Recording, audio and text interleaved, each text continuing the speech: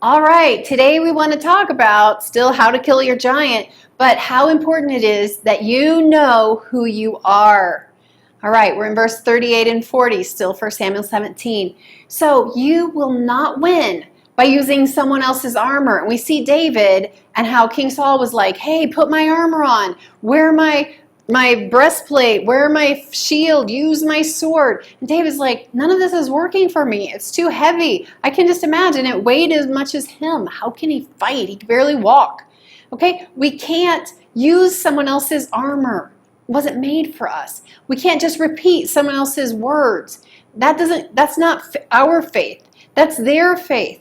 Okay, you have to have the word in you and know it to be true experientially for yourself.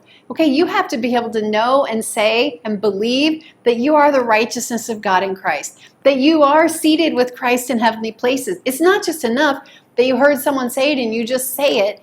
That doesn't make you believe it, okay? But we can't give up. We can't give up when God's given us a word. We have to stand on it. Well, what word had God given David? Well, God had already told David that he was going to be king. Now, a lot of years had gone by and he's just been out in the field watching sheep. But you know what? God gave him a word. So when God gives you a word, you have to stand on that word. You can't just give up. All right, Numbers 23:19 says, God is not a man that he should lie.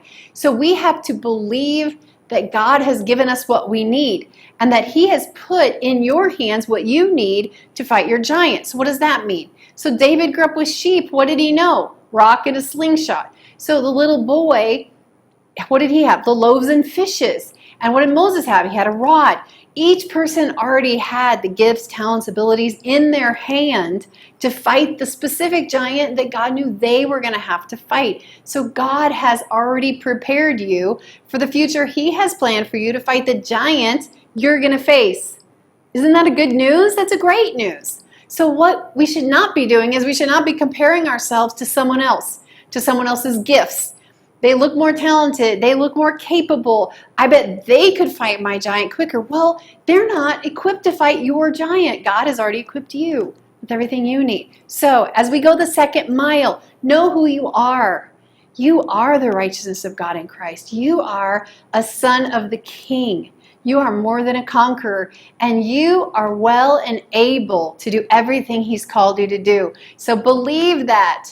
Believe that today. You are fitted with every talent and ability and gift to destroy the giants in your life.